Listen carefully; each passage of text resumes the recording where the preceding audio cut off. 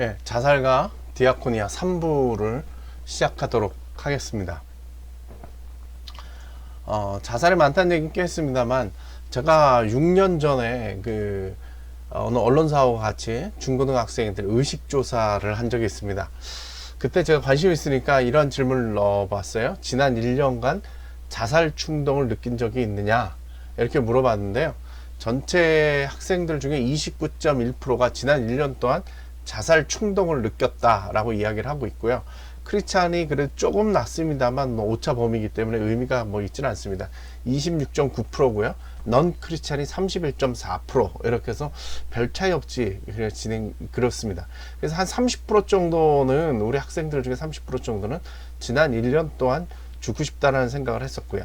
그런 학생들에게 제가 물어봤는데 그러면은 몇 번 그런 충동을 느꼈느냐 이렇게 물어봤더니 평균 4번, 4번 정도 그런 충동을 느꼈다고 그래요. 그래서 이건 너무나도 제가 충격적이었습니다. 30%가 4번 그런 생각을 가졌다. 그러면 6년 지나면 3, 6, 18, 180% 아닙니까? 그러니까 모두가 죽고 싶었다는 그런 생각을 갖고 지난다라는 거죠. 어렸을 때 그런 생각을 가지고 지나가면 이게 성인이 돼서도 이런 자살에 대한 경험 내지는 생각, 그런 충동 같은 것들에서 벗어나지 못하는 게 아닌가, 좀 그런 생각을 좀 해봤습니다. 그래서 저는 무슨 생각이 드냐면 우리 아이들에게 어렸을 때부터 이 생명에 대한 바른 가치관을 심어주고 자살 예방, 이 생명 운동, 생명 교육을 계속 시킴으로 말미암아서 정말 마음속 깊은 곳에서부터 사람이 자살하면 안 된다, 생명을 지켜야 된다, 이런 생각을 정말 계속적으로 지속적으로 좀 시켜야 되지 않는가, 그런 생각을 갖습니다. 이 그림 좀 생소하실 텐데 자작나무잖아요. 자작나무가 추운 데서 자라다 보니까 지금 보시는 것처럼 이 상처가 많습니다. 그죠? 이게 못 견뎌가지고 그렇습니다. 제가 이 사진을 보여드리는 이유는 뭐냐면 요즘 청소년들의 자해가 많습니다. 자해가 아주 심각한데요. 정말 전에 어느 선생님하고 이야기를 했는데 그 선생님이 그러시더라고요. 초등학교 선생님인데 자기는 아침 조회 시간에 학생들 손목 검사를 한다는 거예요. 초등학생애들. 걔네들도 많이 한다라는 거죠. 지금 한번 인스타그램이나 이런데 자해 이렇게 듣고서 찾아보시면 얼마나 많은 자해 사진들이 올라오는지 모릅니다. 그런 거 보실 수 있습니다. 정말 청소년들이 손목에 여기서부터 이 끝까지 정말 계속적으로 자해를 하는 그러한 모습도 보는데요. 참 더 충격적인 이야기는 뭐냐 하면 실은 이런 자해가 살려는 행위라는 거예요. 자살하지 않으려고 긴장감 있지 않습니까? 인생의 어떤 스트레스 이런 것들을 푸는 방법이라는 거예요. 그래서 자해한 친구들 얘기를 들어봤더니 자기 몸에서 피가 나는 걸 보면서 내가 살아있구나, 이런 느낌을 갖는다라는 거죠. 전 너무 충격적이었습니다. 아이들이 얼마나 정말 괴롭고 힘들면 그랬을까, 그런 생각이 들어요. 실은 아이들의 학교가 정글과 같은 것 같습니다. 서로를 괴롭히고 정말 죽음으로 몰아가는 그러한 일들이 너무나도 많이 일어나기 때문에 그 가운데서 못 견디는 아이들이 자해를 하고 자살을 하고 이런 일들이 벌어진다라는 것이죠. 제가 전에 청소년 관련된 강의하시는 분 강의를 듣다가 제가 깜짝 놀랐는데요. 옛날 같으면 무슨 어려움이 있으면 선생님이 뭐라고 그랬어요? 친한 친구랑 이야기해봐라, 이런 얘기를 해줄 텐데 그 강사가 이런 얘기를 하더라고요. 친한 친구가 아니라 믿을 만한 친구랑 얘기하라고 하더라고요. 생각을 해보니까 청소년 강사들이 그런 말들 가끔씩 합니다. 이 말은 무슨 뜻이냐면 친한 친구라도 배신할 수 있다라는 거예요. 자기 속마음 다 얘기했는데 그거 가지고 오히려 왕따 시키는데 일조하는 수가 있다는 거예요. 그래서 친한 친구가 아니라 믿을 만한 친구랑 이야기를 해야 된다라는 거죠. 이 학교 현실이 그렇다라는 거예요. 전에 심리부검이라는 책을 읽으면서 저는 상당히 충격적이었는데, 학교에 그 왕따시키는 문화가 있다는 거예요. 폭력적인 문화가 있다는 거예요. 근데 한 친구가 인터뷰를 했는데, 이 친구는 왕따를 당한 것도 아니고 시키는 학생도 아닌데, 그 친구가 하는 얘기가 뭐냐, 학교에는 항상 누군가를 괴롭혀야만 사는 친구들이 있다는 거예요. 그 아이들은 정말 우는 사자와 같이 먹이를 찾아 헤매는데, 자기는 살기 위해서 그 친구들에게 자기보다 약한 애를 갖다 바친다는 거예요. 걔를 괴롭히는 순간 그 시간 동안이라도 자기를 괴롭히진 않을 거라는 생각 때문에 그렇다는 거죠. 아, 정말 학교가 밀린가 같다, 그런 생각이 들었어요. 저는 제가 국민일보에 칼럼 쓰고 있을 때인데, 그때 그 카이스트 자살 사건이 한참 시작될 때였습니다. 기억하실 겁니다. 그 카이스트 학생들에게 정말 공부를 잘한다고 하는 그 카이스트 학생들인데, 그 학생들에게 상대평가를 해가지고 1등부터 절반까지 50%까지는 기존의 장학금을 주고, 카이스트는 이제 전액 장학금이잖아요.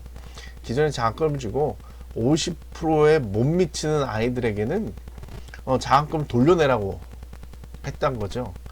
아, 그러니 평생 그 고등학교 때까지 정말 뭐 전교 1등 가지고 안 되고 전국에서 1%, 0.1% 이렇게 되는 학생들이었는데, 그런 식으로 대해지니까 아이들이 자살 꽤 많이 했거든요. 제가 그때 이제 칼럼 쓸 때 4월 달에 3명이 자살했는데, 그 해에만 학생, 심지어 교수까지 합쳐가지고 11명이 자살을 했어요. 막 그렇게 자살이 막 일어나고 있을 때, 그 당시에 그 서남표 총장이라는 분인데, 그분이 이런 말을 했어요. 그냥 이렇게 좋은 학교에서는 자살이 그냥 일어날 수 있다. 그런 말을 해가지고 상당히 충격을 줬는데요. 저는 이렇게 생각합니다. 칼럼 중에 한 대목인데요. 그 좁은 학교는 어쩌면 이 사회의 축소판이라고 할 수 있다. 무한경쟁과 양육강식이라는 정글의 법칙이 성공하지 못하면 살아야 할 이유도 될 수 없는 이 사회의 모습과 너무도 닮아 있다. 효율과 속도, 그리고 돈으로 환산되는 인생의 의미들이 지배하는 이 사회에서 우리는 존재의 이유를 찾지 못해 스스로 목숨을 끊고 있다. 세계 1위의 자살률, 그것도 타의 추정을 불허하는 높은 자살률을 가지고 있는 이 사회와 카이스트는 결국 다른 두 세상이 아니다. 이것이 대한민국이 살아온 방법이었고 존재해 나가는 방식이었다. 올 들어 자살한 카이스트의 세 학생은 그 당시만 해도 이제 3명이었죠. 어쩌면 하루에 42명에 이르는 대한민국의 자살자들과 결코 다르지 않은 우리의 아이들일 뿐이다.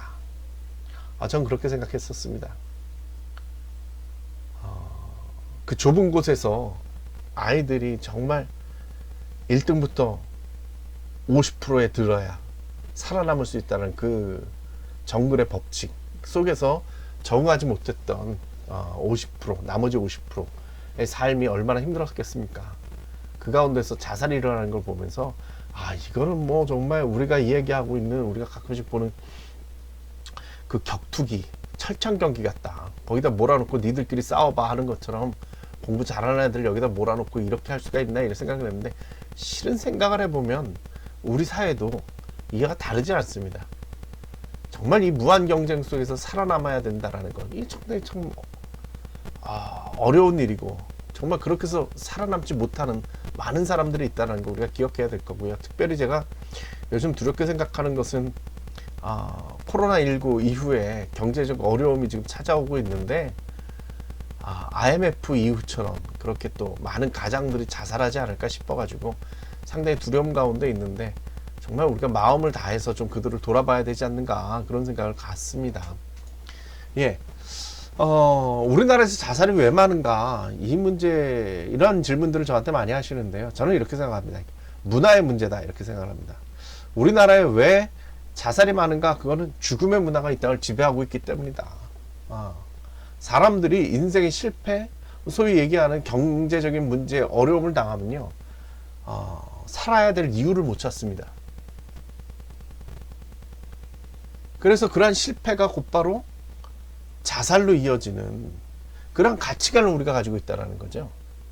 저는 그게 죽음의 가치관, 그걸 폭넓게 이야기해서 죽음의 문화가 있다고 생각됩니다. 우리 사회가 그런 생각들을 다 가지고 있으니까 이것이 정말 벗어나지 못하는 거죠. 우리나라가 원래 이렇게 자살이 많았던 나라가 아닙니다.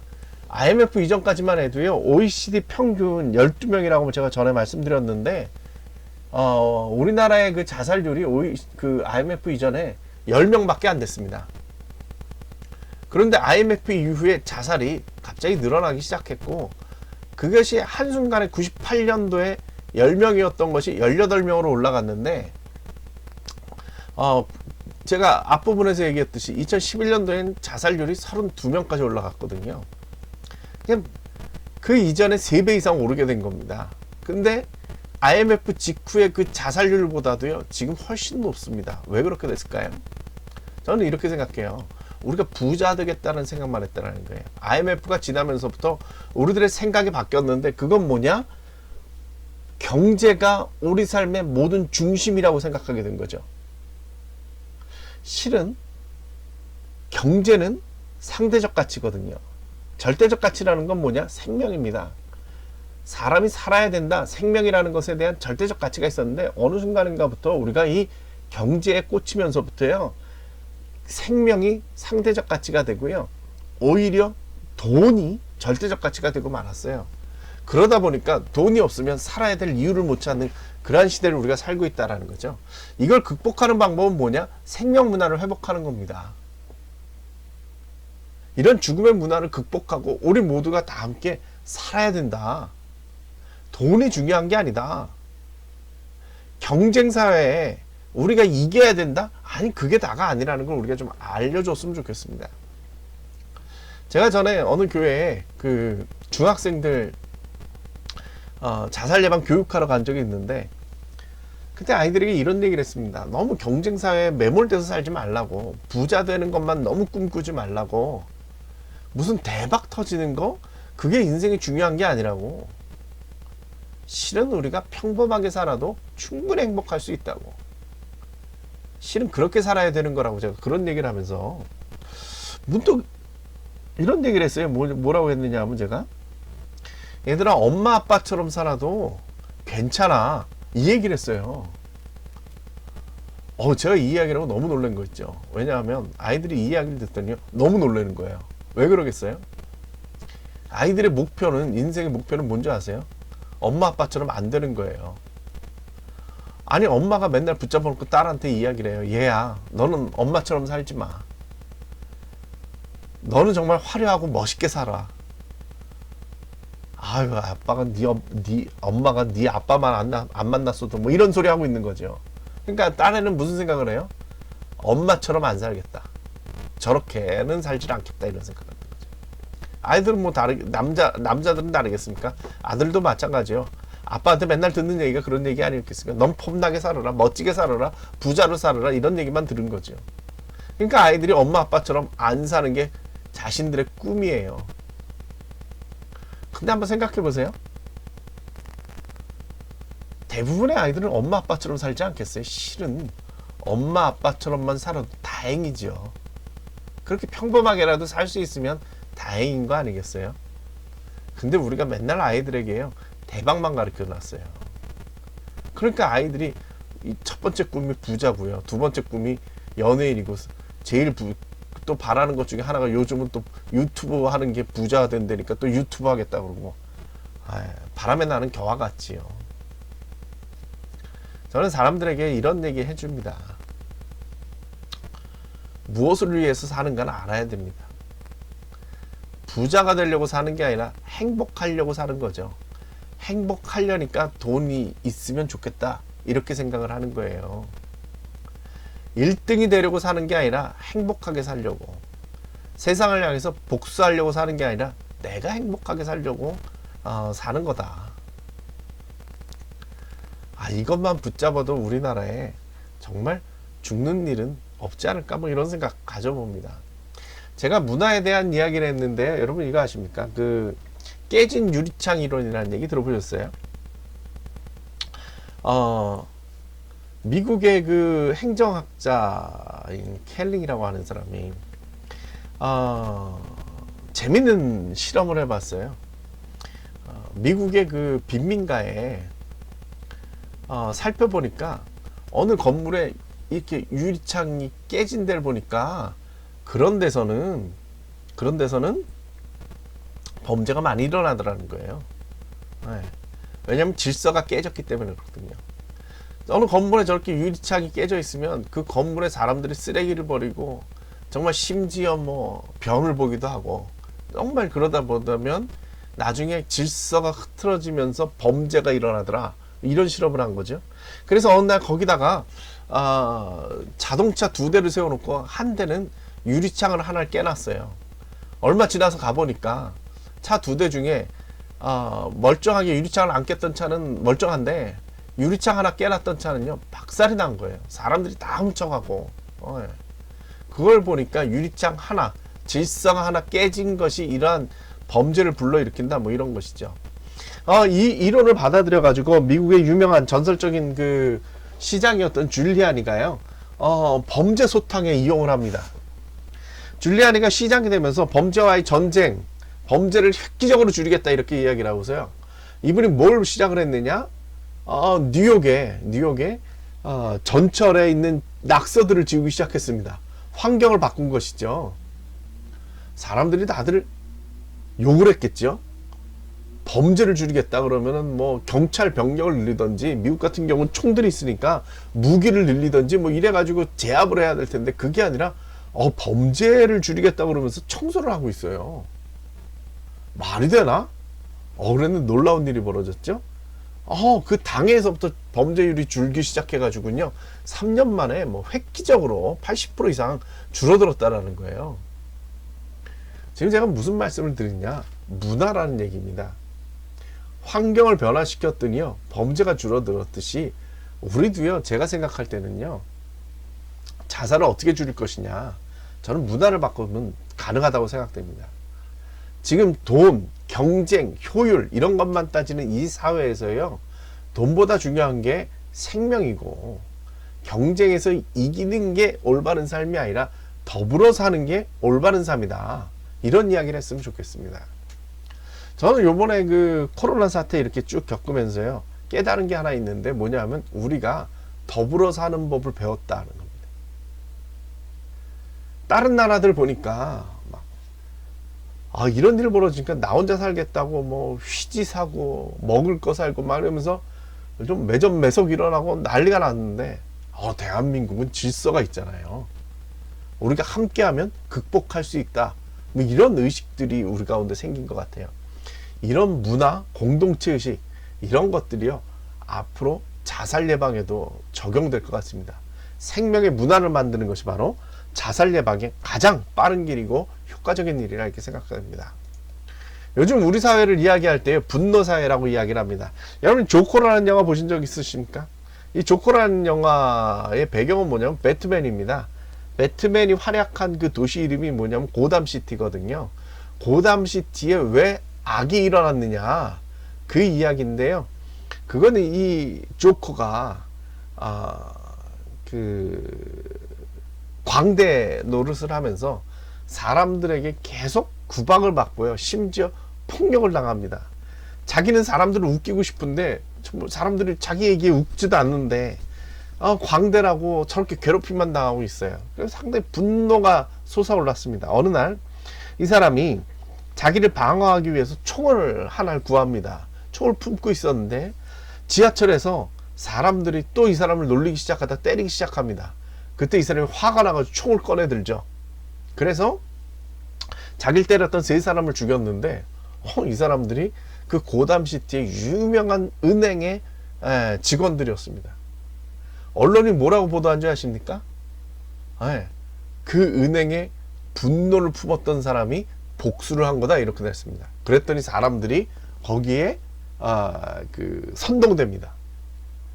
같은 분노를 품고 있었던 사람들이 그 조커가 한 그 일을 보면서 나도 조커다 이러고 들고 일어나기 시작하면서 그 광대 피에로 복장을 하고서는 그 고담시티에서 범죄를 일으키기 시작해가지고 그 도시가 완전히 범죄 도시가 된다라는 거죠. 이 영화의 핵심은 뭐냐면 사람들은 모두 다 분노를 가지고 있다는 겁니다.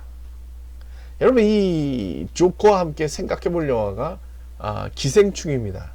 기생충도 보면 결국 가난한 자들 내지는 억눌린 자들이 가지고 있었던 그 분노에 대한 이야기를 하는 것이거든요. 왜 이 두 영화가 우리나라에서 히트를 치고 세계에서 히트를 칠까요? 전 세계가 분노를 품은 사람들이 그만큼 많다라고 저는 이해가 되어집니다. 앞부분에서도 말씀을 드렸는데 분노라는 것은요, 밖으로 향하면 범죄가 되고 안으로 향하면 자살입니다. 자해가 됩니다. 이게 프로이트가 이야기한 건데요. 저는 우리 사회가 좀 이런 것 같아요. 예, 다들 분노를 품고 있어요.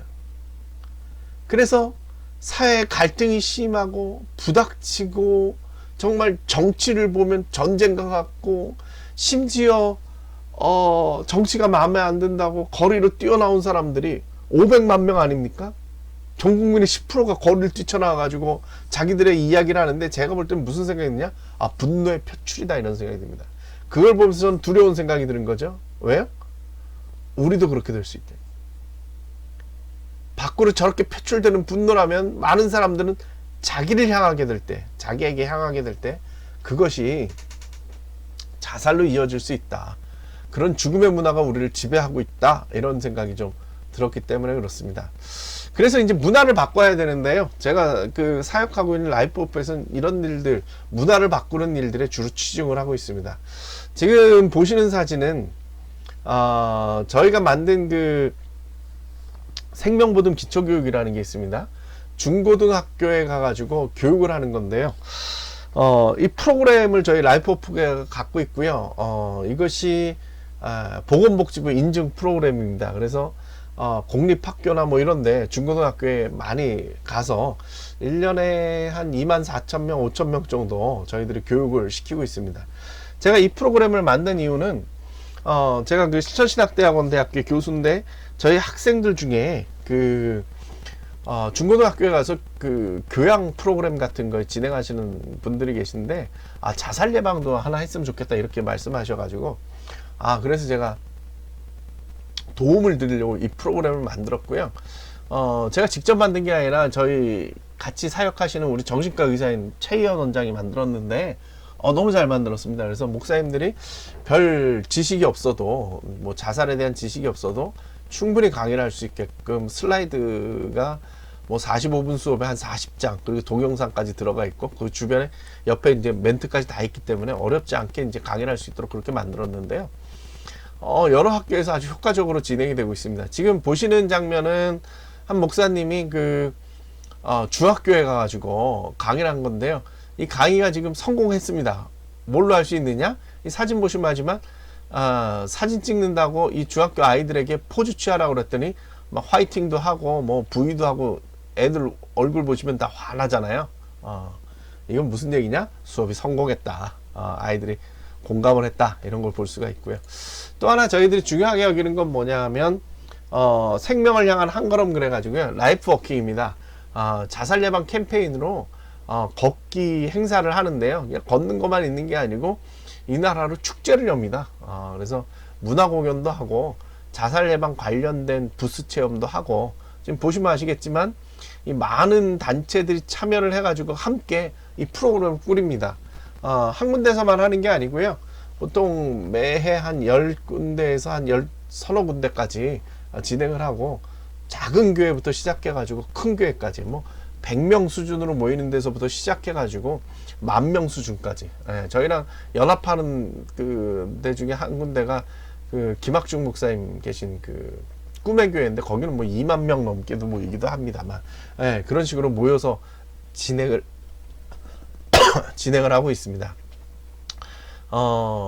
이게 상당히 의미가 있는 것은 무엇이냐 하면요, 보시다시피 이런 지역에 있는 단체들이 다 함께 모여서 행사를 하기 때문에 지역에서의 생명 네트워킹 사업으로 아주 의미 있습니다. 그래서 문화를 바꿀 수가 있다는 것이죠.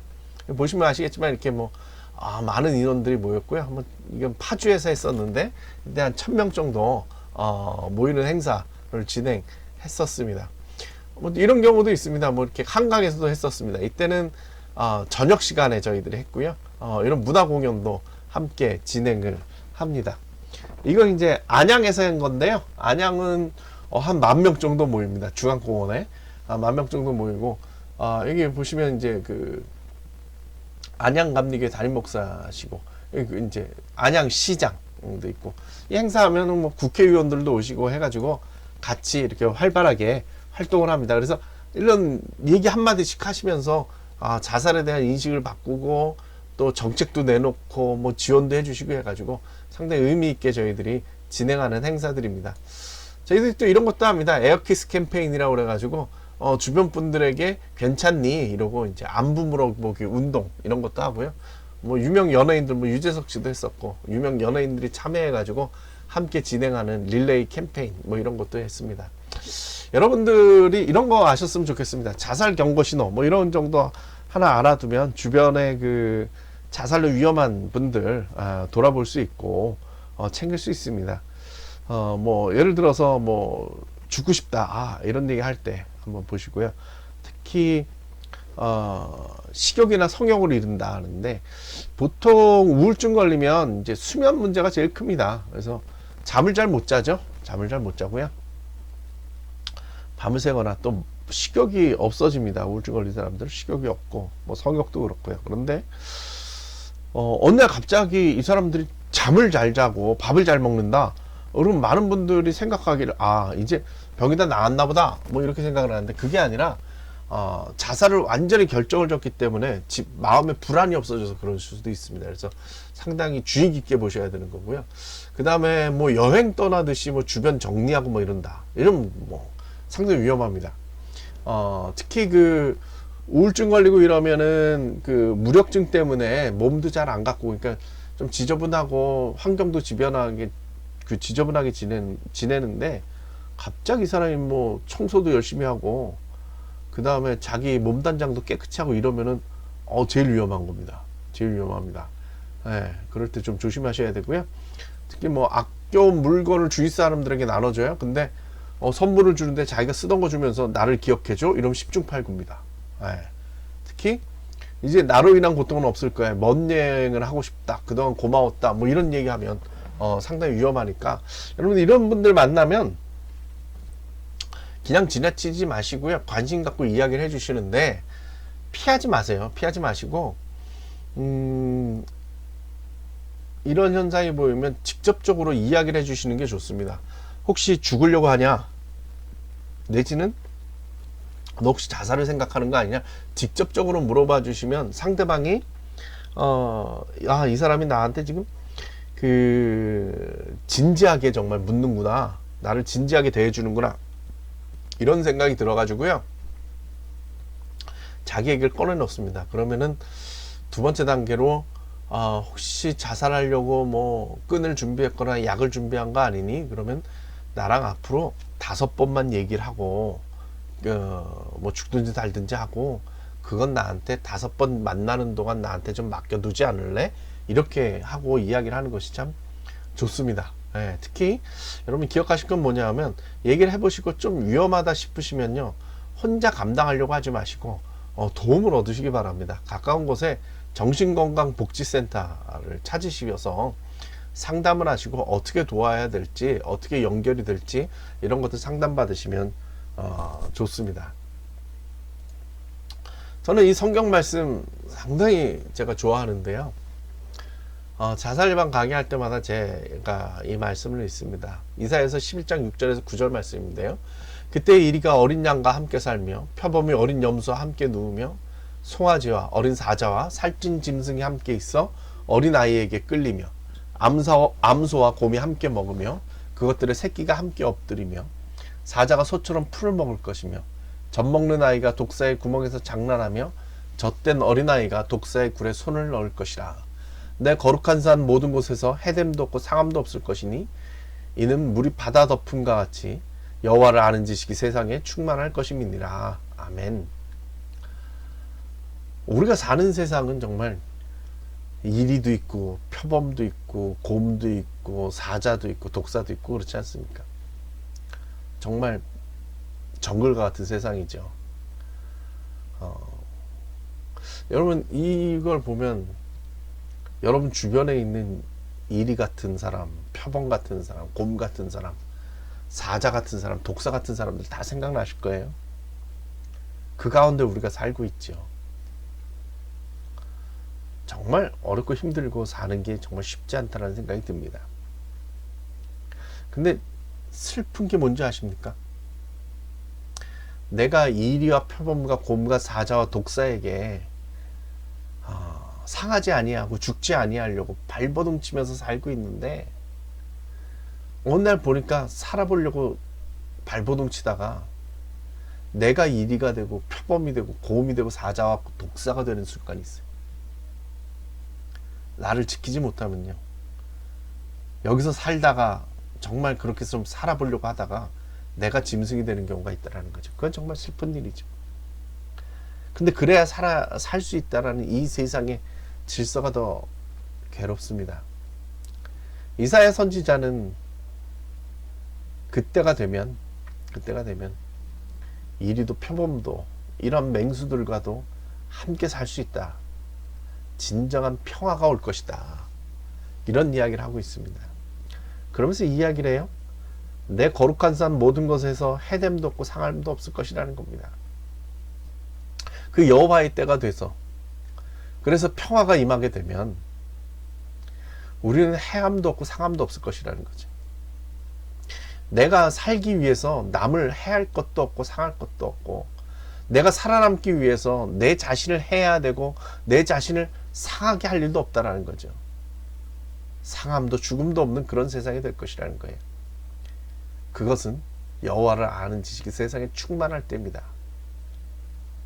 제가 믿는 것은요, 여호와를 아는 지식, 즉 이 생명이 이 땅에 충만하게 될 때, 물이 바다를 덮음과 같이 여호와를 아는 지식, 그 생명의 귀한 지식이 이 땅에 충만하게 될 때, 이 땅엔 자살도 해됨도 상함도 없어질 것이라는 거죠.